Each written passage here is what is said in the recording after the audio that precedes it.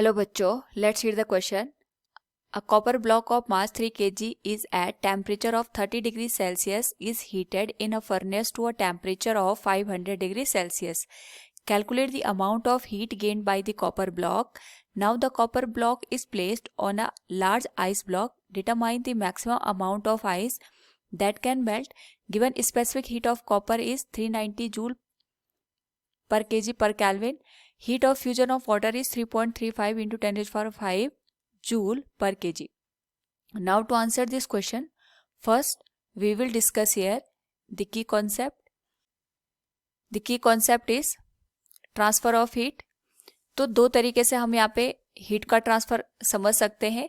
एक तो जब हमारे पास यहाँ पे हमें टेम्परेचर को चेंज करना होता है, यानी अगर हमारे पास कोई हाई टेम्परेचर ऑब्जेक्ट को हम लो टेम्परेचर ऑब्जेक्ट के कांटेक्ट में लेके आते हैं, तो जो हीट होती है हाई टेम्परेचर ऑब्जेक्ट से हमेशा लो टेम्परेचर ऑब्जेक्ट की ओर यहाँ पे फ्लो करती है.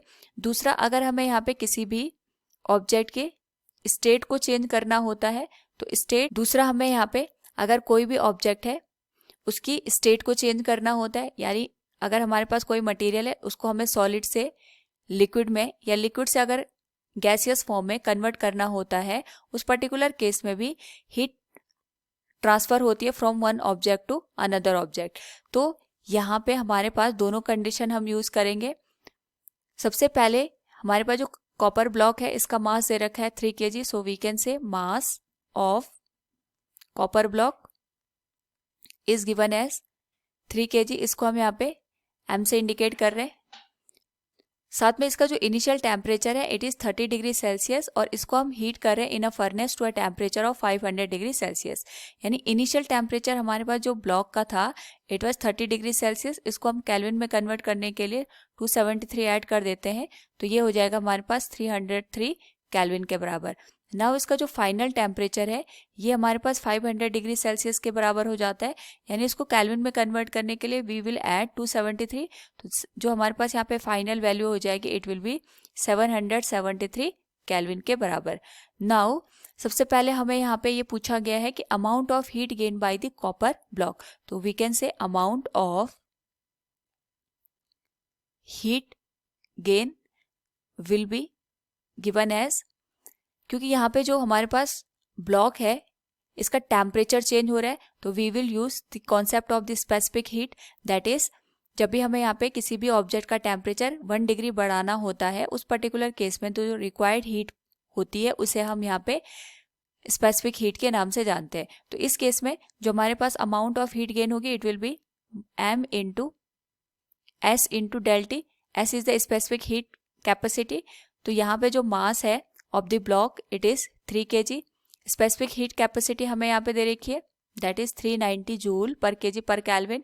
और जो चेंज इन टेम्परेचर है it will become 773 minus 303 kelvin के बराबर. नाउ अगर हम इस होल वैल्यू को यहाँ पे मल्टीप्लाई करें it will become 3 into 390 multiplied with it will become 470 kelvin. तो मल्टीप्लिकेशन के बाद ये जो होल वैल्यू होगी इट विल बिकम 553,410 जूल. और इसको हम यहाँ पे थोड़ा मॉडिफाई करके लिख सकते हैं. It will become 5.53 into 10 raise to power 5 joule. यानी जो हमने यहाँ पे कॉपर ब्लॉक है इसको फर्नेस में रखा तो इसका जो टेम्परेचर 30 डिग्री से 500 डिग्री सेल्सियस रेज हुआ, उस पर्टिकुलर केस में अपने टेम्परेचर को राइज करने के लिए इसने जो हीट गेन की होगी that was 5.53 into 10 rays power 5 joule. Now यहाँ पे इसी कॉपर ब्लॉक को हमने यहाँ पे उठा करके आइस ब्लॉक के ऊपर रख दिया. This one is ice block और ये हमारे पास यहाँ पे कॉपर ब्लॉक. तो ये हमसे कह रहा है कि इस पर्टिकुलर केस में हमारे पास जब हमने कॉपर ब्लॉक को आइस ब्लॉक के कांटेक्ट में रखा तो कितना अमाउंट हमारे पास आइस का यहाँ पे मेल्ट हो गया होगा.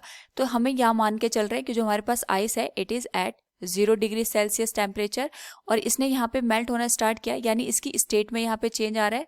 It is changing its state from solid to liquid. हम यहाँ पे बात करते हैं the heat required to material. उस केस में we will use here the latent heat. तो लेटेंट हीट हमारे पास वो अमाउंट ऑफ हीट होता है जो किसी भी मटेरियल की स्टेट को चेंज करने के लिए रिक्वायर्ड होता है। तो जितना यहाँ पे कॉपर इसको हीट प्रोवाइड करेगा उतने हीट के करस्पॉन्डिंग इसमें यहाँ पे मेल्टिंग स्टार्ट होगी और आइस हमारा यहाँ पे वाटर में कन्वर्ट हो जाएगा। So we can say amount of heat gain by ice, तो ये अपने यहाँ पे जो टोटल हीट है उसको गेन करके वाटर में कन्वर्ट होगा and it will B given as m into L. M is the mass of the ice and L is the latent heat of the water.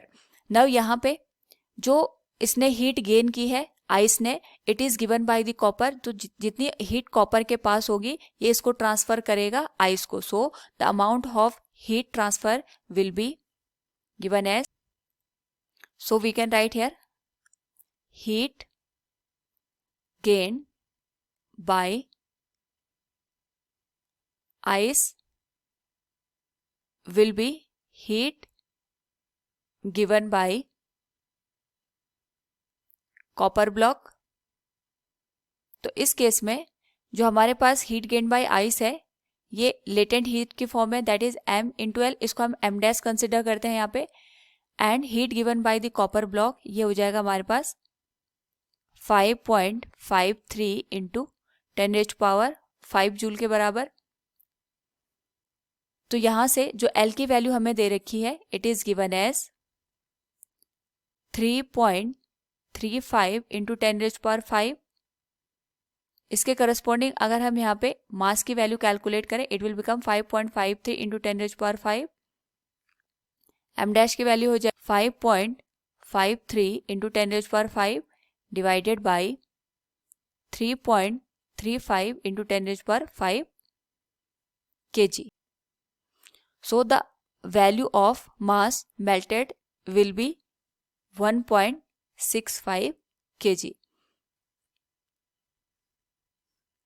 So from the given question we can say here determine the maximum amount of ice that can melt. तो इस case में जब हम copper को ice के contact में लेके आएंगे the amount of ice melt will be 1.65 kg. Hope all you understood it. Thank you and best of luck.